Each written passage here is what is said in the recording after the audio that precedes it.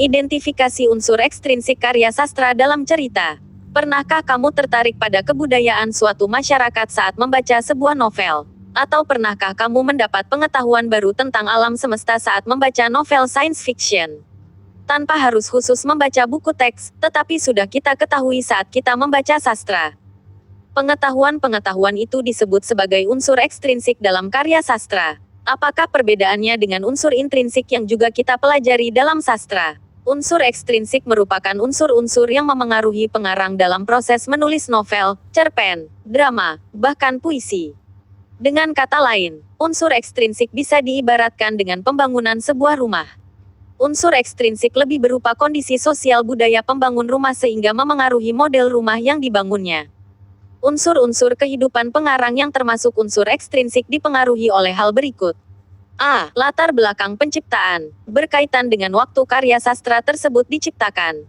Perhatikan kutipan cerita berikut ini. Wartawan-wartawan yang baru datang dari segenap penjuru dunia, New York, San Francisco, dari Abilene kota kecil entah di negara bagian mana di Amerika Serikat, dari London, Inggris, atau dari kota kecil di Abilene akan membelikan minuman untuk wartawan-wartawan yang baru pulang dari medan perang. Mudah saja melihat wartawan mana yang baru pulang dari medan perang, mana yang akan pergi ke medan perang, atau yang tidak ada keinginan sama sekali untuk mengunjungi medan perang, tetapi hanya mengirimkan berita-berita peperangan Korea dari Tokyo saja.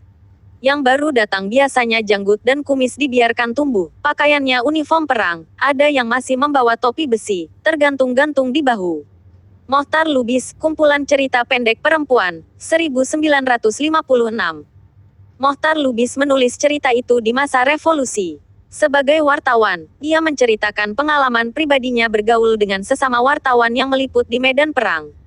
Ceritanya itu menjadi penanda unsur ekstrinsik yang dilatar belakangi Perang Korea dan tentu saja termasuk kekalahan Jepang dari tentara sekutu di Indonesia pada masa itu. B. Kondisi masyarakat pada saat karya sastra diciptakan. Kondisi masyarakat pada saat karya sastra diciptakan, berkaitan dengan keadaan masyarakat, unsur ekonomi, sosial, budaya, dan politik pada saat karya sastra itu diciptakan. Contohnya kutipan novel Dimsum terakhir karya Clara Eng di bawah ini menggambarkan nilai budaya sekaligus religi keluarga Tiongkok. Meja sembahyang terlihat jelas di ruang keluarga. Abu jatuh dari hiu yang sedikit lagi habis terbakar, membuat sebagian meja tampak kotor. Patung Dewi Kuan Im berdiri anggun di sana, diapit dua api yang menyala oleh minyak. Seikat bunga krisan berwarna kuning yang diletakkan di dalam vas tampak sedikit mengering. Di sampingnya, di sanalah abuku berada. Sejuta kenangan berhamburan turun, tubuhku perlahan memudar, dan setitik air mata meluncur turun di pipi. Clara Eng, Dimsum terakhir, 2012. C. Pandangan hidup pengarang atau latar belakang pengarang. Contohnya pandangan hidup Pramudia Anantatur tersampaikan dengan jelas dalam Perawan Remaja dan Cengkeraman Militer.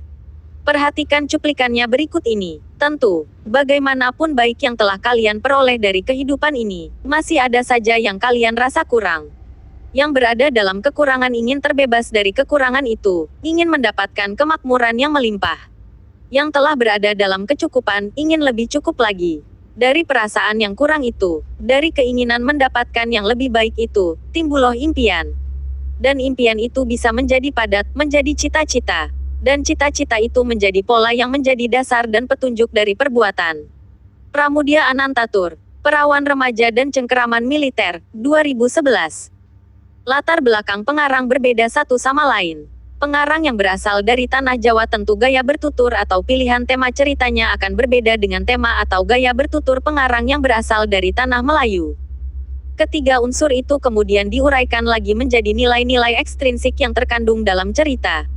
Nilai-nilai itu berupa nilai sosial, nilai budaya, nilai politik, nilai agama, nilai ekonomi, nilai pendidikan, nilai sejarah, dan sebagainya.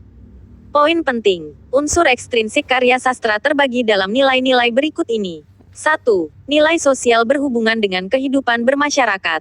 2. Nilai budaya berhubungan dengan adat istiadat atau kebiasaan suatu kelompok masyarakat.